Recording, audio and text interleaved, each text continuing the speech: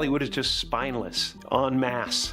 It really felt like a really clear indication that we're not the cool club anymore. Allowing me to collaborate, so I had great direction and a great role. It was just intense. There is a moment, a very specific, very quiet moment, that nobody in Hollywood ever talks about.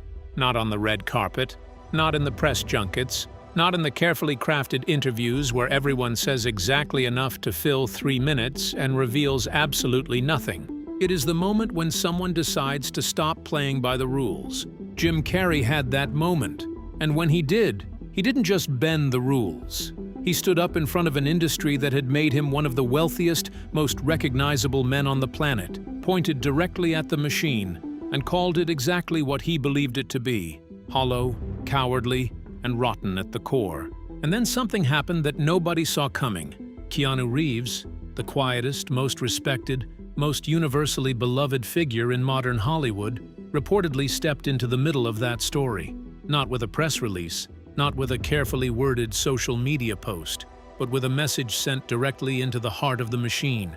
A message that essentially said, "Back off." You need to understand what that means. You need to understand what it costs to say that in an industry where power is measured in silence, where loyalty is rewarded with access, and where anyone who breaks the social contract gets quietly erased from the conversation. So let's go back to the beginning. Let's go back to the night Jim Carrey looked into a live camera and said the quiet part out loud. The night Jim Carrey called them out. The setup was supposed to be routine. Jim Carrey, Sonic the Hedgehog 2, standard promotional circuit. Sit down, be charming, mention the film, laugh on cue. That is the contract. That is what every publicist in Hollywood has perfected into an art form. Hollywood sold Jim Carrey the dream. You're gonna be a big star. The appearance of candor without a single molecule of actual honesty. Jim tore that contract in half. When the conversation pivoted to Will Smith's now infamous Oscar slap, a moment that had detonated across every screen in the world just days before, Hollywood did what Hollywood always does in the middle of a crisis. It reached for its safety protocol, carefully constructed statements, diplomatic non-answers, a very practiced performance of concern that manages to offend absolutely nobody and say absolutely nothing. Jim Carrey was not interested in that performance. He sat in that chair and he said it plainly, without hedging, without a smile designed to soften the edges. Hollywood is just spineless en masse. Ask yourself how long it takes to truly register what that statement means. This is not a disgruntled actor with a grievance. This is not someone venting frustration over a failed audition. This is Jim Carrey, a man who single-handedly carried studio after studio through the most commercially explosive decade in comedy history. Ace Ventura, The Mask, Dumb and Dumber, The Truman Show, Man on the Moon, The Cable Guy. He was the industry's golden goose. They built billboards around his face. They wrote checks with more zeros than most people will see in a lifetime. And he called the entire thing spineless. But here's the part that cuts even deeper. Jim didn't just describe the slap. He didn't just comment on one ugly moment. He did something much more precise. He identified a pattern. He said it felt like a really clear indication. We're not the cool club anymore. That word, club, not an institution, not an industry, a club, with membership rules and unspoken codes and things that simply aren't discussed in front of outsiders. He wasn't describing a single night. He was describing the architecture of the whole thing, from the inside, with the kind of vocabulary you only develop after decades of sitting inside it. And then, before anyone could redirect the conversation, before his publicist could manufacture a graceful pivot, he went further. He looked into the camera and said he was suing Will Smith for $200 million. Because, and this is the part that matters, that video is going to be there forever. The room laughed nervously. People shifted. The air changed. And then the same Hollywood that Jim had just finished calling spineless demonstrated exactly what he meant. In real time, in the same room, on the same night, they stood up and gave Will Smith a standing ovation. Let that settle for a moment. Jim Carrey called this industry cowardly for protecting the wrong people. And the industry responded to that accusation by immediately protecting the wrong person. Not reluctantly, not quietly in the back rows. A full standing ovation. He didn't predict they would do it. He watched them do it, and he named it for exactly what it was. That is not a man who is unhinged. That is a man with a level of pattern recognition so sharp that he could see the full story unfolding while everyone else was still distracted by the surface of it. The Kimmel moment nobody could explain. Now here is where the story becomes something that a lot of people didn't know how to process. Because Jim Carrey's critique of Hollywood didn't begin and end at the Oscars. It didn't stop at calling people spineless in one interview. Something happened on Jimmy Kimmel Live that made people watch the clip 2, 3, 4 times and still walk away with more questions than they started with. Jim was on stage. Promo tour, standard late-night setup, audience warmed up and ready. And then he did something completely unexpected. He held up a hand gesture, a triangle shape, and asked the audience if they knew what it was. Kimmel played dumb. The audience laughed, and Jim looked straight ahead and said, "The time is up." He called himself a whistleblower. He said he was sick and tired of the secrets and the lies. And then he named the triangle as the secret symbol of the Illuminati. And he turned to Kimmel and said, "You're a part of it." The room exploded. Everyone laughed. It played like a bit. A brilliant, absurdist Jim Carrey bit, exactly the kind of theatrical chaos that made him famous. The kind of moment you clip and post and caption as Jim Carrey being Jim Carrey. But slow down, because here is the question worth sitting with. Was it actually a joke? Think about who Jim Carrey is at his core. His entire legacy is built on the idea of packaging heavy things inside laughter. He is, by his own admission, someone who uses performance to say things that cannot be said directly. He has spent years publicly talking about the hollowness of celebrity identity, about how the self you present to the world is a construction, a character built for public consumption. He knows better than almost anyone in entertainment that the most dangerous truths get dismissed because they're delivered by a man who once talked through his rear end in a comedy film. So when Jim takes a late-night promo slot, a paid scheduled primetime promotional appearance, and uses it to call out the host as part of a secret power structure, to tell millions of viewers they're being kept distracted and docile, to describe powerful people gathering in circles in the woods, making decisions that trickle down into what we watch and what we believe, and to declare himself a whistleblower, live on national television. What exactly are we watching? There are only two real answers here. Either this is the most elaborate comedy bit in the history of late-night television, or it is a man who has figured out that the only way to say something real in this industry is to wrap it inside a punchline. Because the moment you drop the punchline, the moment you say it straight without the armor of comedy, they don't engage with what you said. They make the story about your mental health. They redirect the whole conversation, and the message disappears before it can land. Jim Carrey knows this. He has watched it happen to other people. He may have felt it himself. And so he does the one thing the machine has no defense against. He says it laughing. He says it loud. He says it on their own stage, using their own airtime. And there is nothing they can do about it once it's already out there. Now, watch Kimmel's reaction in that clip carefully, because here is something most people skimmed past. He doesn't shut it down. He doesn't redirect. He doesn't cut to commercial. He plays along enthusiastically. With the 2,489th star on the Hollywood Walk of Fame, today we honor Jimmy Kimmel! In a way that feels less like genuine confusion and more like a man performing ignorance with great precision. Whether that's good television instinct or something more telling depends entirely on what lens you're watching it through. But notice who in that room was laughing the hardest, and notice who in that room never blinked. The pattern that keeps appearing. Jim Carrey is not the only one who saw the machine from the inside and came out talking. Dave Chappelle, a man who walked away from $50 million at the height of his career, a decision that confused and mystified the entire industry at the time, sat down and told a story that should have permanently changed the conversation about how Hollywood operates. Comedian Dave Chappelle has called the small village of Yellow Springs, Ohio. He described walking into a film trailer on a set he was already deep into production on, and finding a dress waiting for him. No prior discussion, no script note, no conversation with a director, just a dress hanging there, and a room full of people who acted like this was the most natural thing in the world. When Dave refused, the pressure started.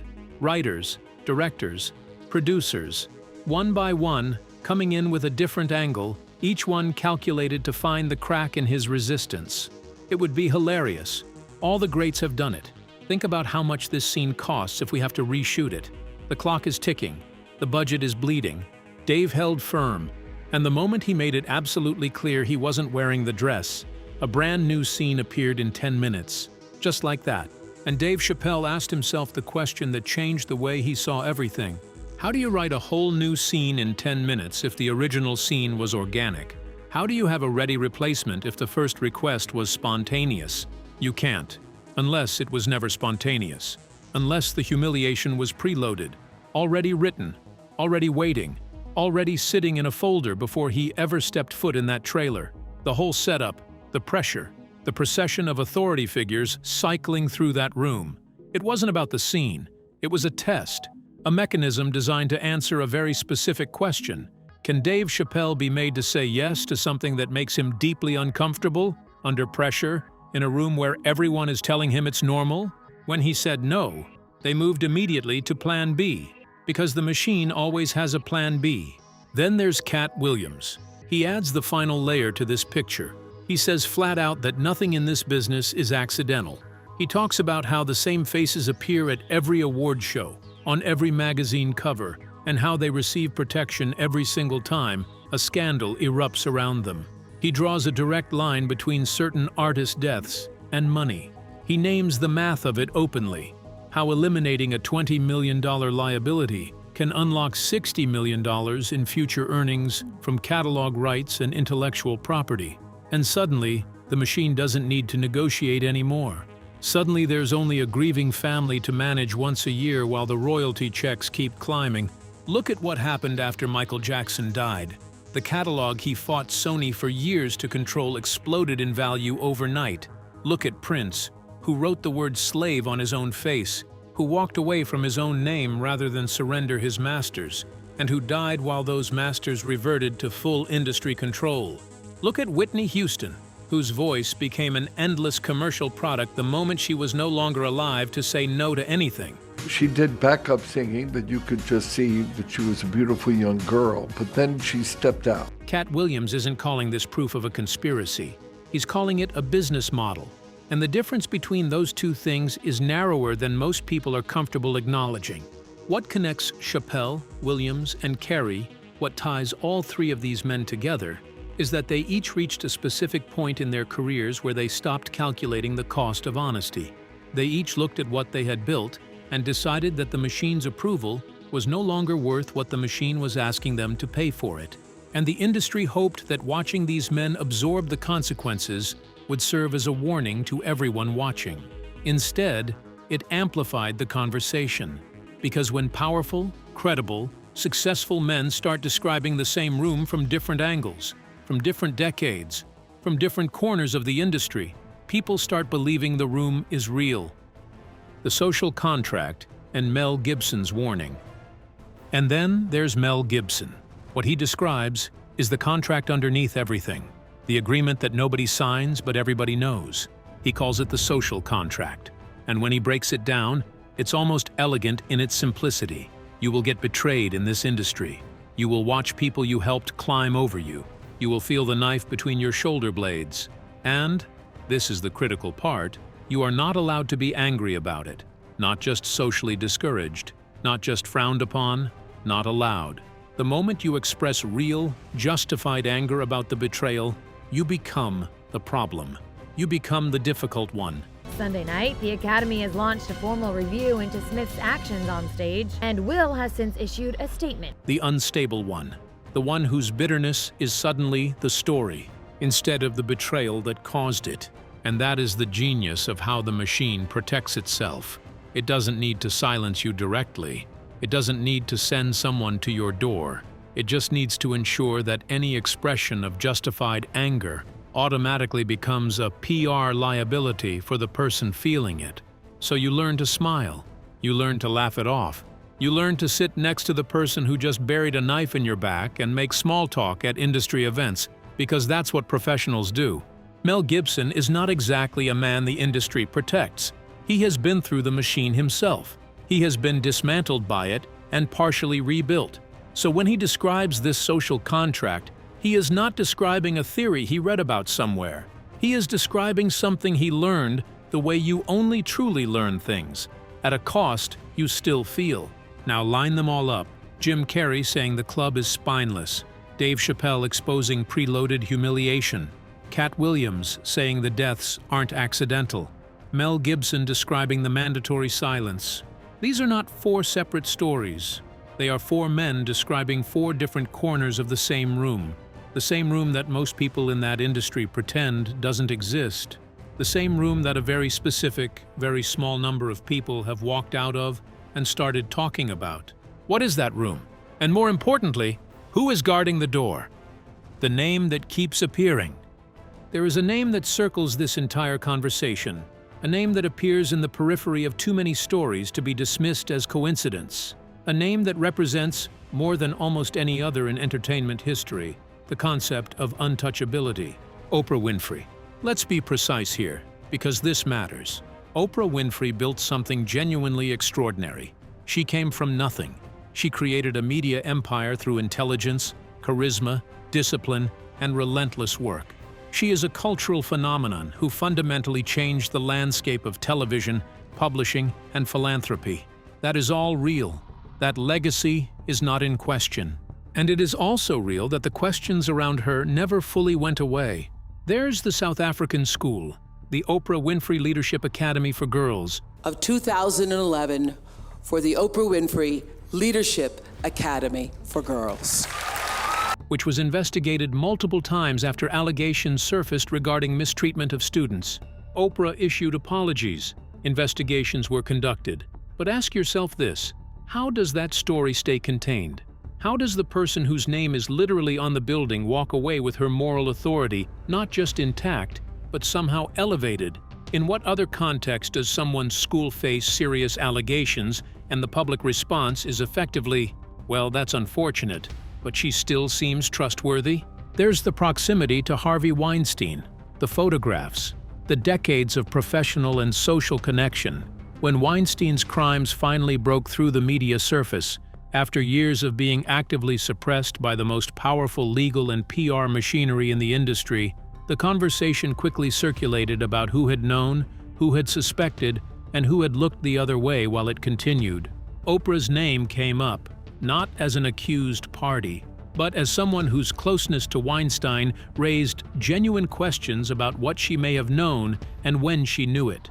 Those questions were never fully answered. They were barely fully asked. There's Ice Cube and other artists who have made pointed public references to what they describe as Oprah quietly blacklisting anyone who doesn't cooperate with the elite tier of the entertainment establishment, who describe an invisible ceiling that gets deployed specifically against black artists who get too loud, too independent, too unwilling to operate within the rules of the inner circle.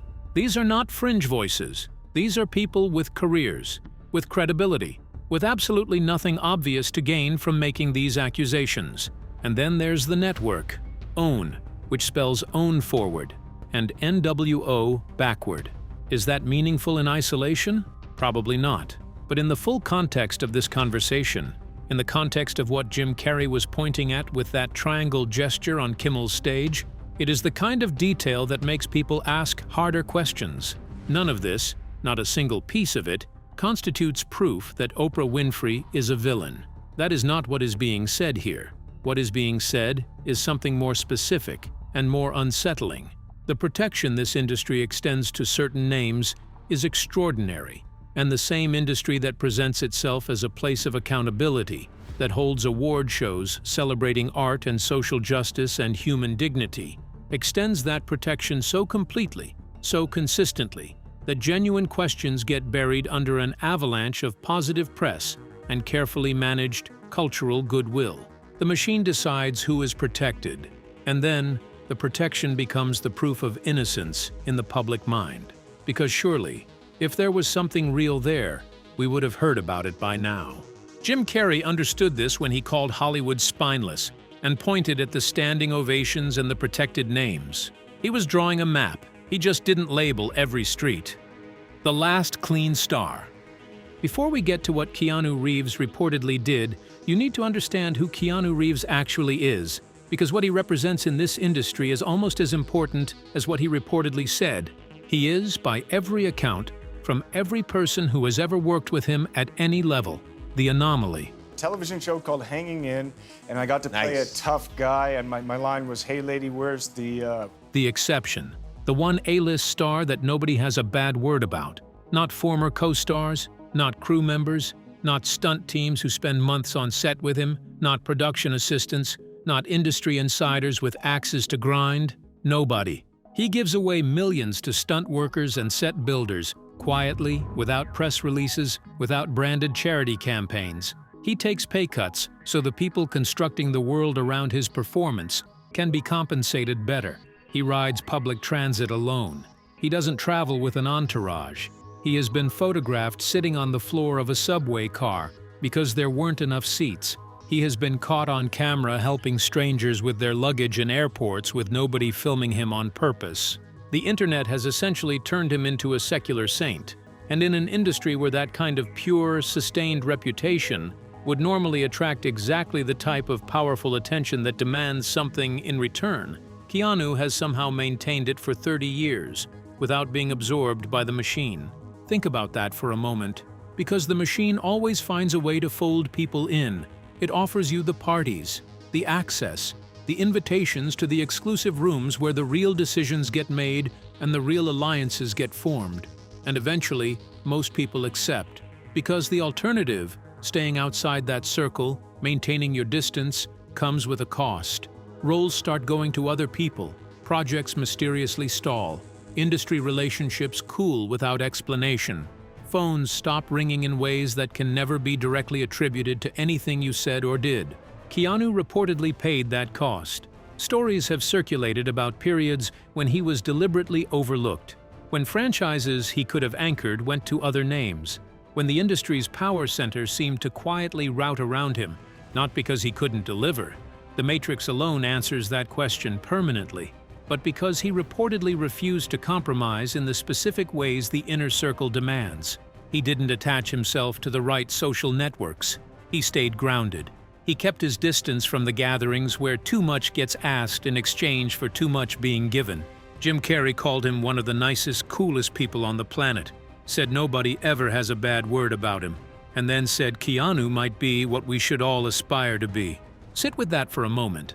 Jim Carrey, the man who just finished calling all of Hollywood spineless, named one person as the exception, one person as the model, one person as the standard.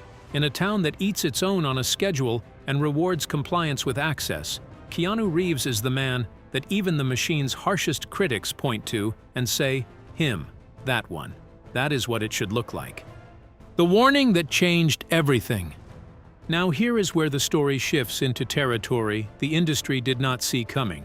According to the accounts that have been circulating from people close to both men, from the growing body of testimony that surrounds this conversation, Keanu Reeves did not stay silent when the machine began to move against Jim Carrey, because after Jim's Oscars statement, after the Kimmel secret symbol moment, I just wanted to see what would happen if you stayed until they got tired.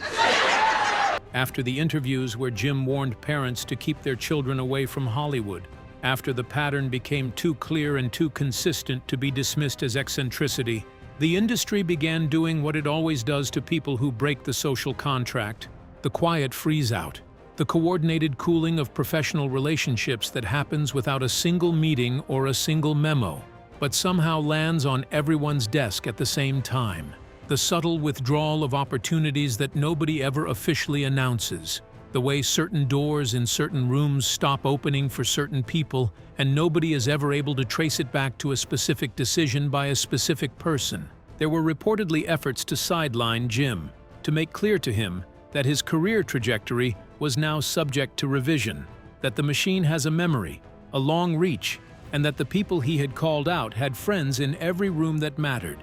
And then Keanu reportedly sent a message, not a tweet, not a carefully worded public statement designed to be interpreted 10 different ways, a direct message aimed at the power structure that was moving against Jim Carrey, a clear communication that Jim was not a target, that Keanu believed Jim was being punished for speaking honestly about the industry's corruption, its soullessness, its protection of the wrong people. and that there would be real consequences for anyone who tried to make Jim Carrey disappear from his own industry. There are also reports that Keanu reached out to Jim personally, not to tell him he was wrong, not to quietly suggest he lower his voice, not to offer the kind of performative, carefully hedged, publicly visible solidarity that Hollywood stars occasionally deploy when they want credit for being brave without actually being brave. Privately, personally, to tell him he had said something real, and to make sure Jim knew that at least one person at the absolute top of this industry was standing beside him. Why does that matter? Because Jim Carrey had just accused this entire industry of being spineless. He had pointed at the standing ovations. He had pointed at the protected names. He had pointed at the machine itself and named it publicly on live television. And in an industry that responds to that kind of accusation by closing ranks and generating career-ending silence, the most respected man in Hollywood reportedly stood up and said, "Not this time." Keanu Reeves does not lend his credibility carelessly. His entire reputation is built on not doing what is expected of him when what is expected is convenient, but wrong. He takes the pay cut when the studio wouldn't. He takes the slower project when the bigger check would require compromise. He stays on the subway when the town car is waiting. And apparently, he stands beside Jim Carrey when the industry would prefer Jim quietly disappear. What Keanu reportedly knows. Here is where this story becomes something the industry truly does not know how to handle. Keanu Reeves's distance from Oprah Winfrey's sphere of influence is reportedly not accidental. Think about what that means in concrete terms. Oprah's world in Hollywood is enormous. Her connections span decades and cover virtually every major name in entertainment, media, and culture. Oprah is Oprah Winfrey. Until 3 months ago, most Americans had never heard of her.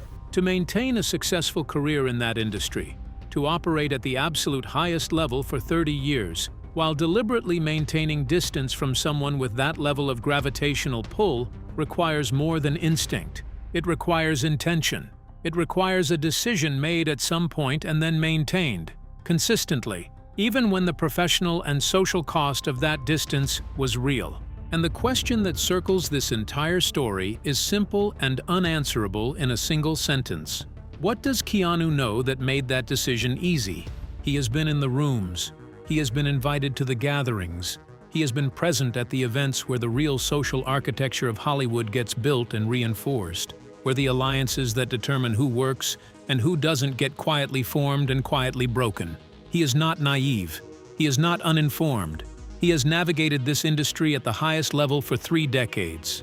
If Keanu Reeves, the nicest man in Hollywood, the one person that the machine's harshest critics cannot find fault with, has made a sustained, deliberate, ongoing choice to stay out of Oprah's orbit while publicly and privately aligning himself with Jim Carrey, a man who has spent years pointing at the industry's dark architecture and naming what he sees there.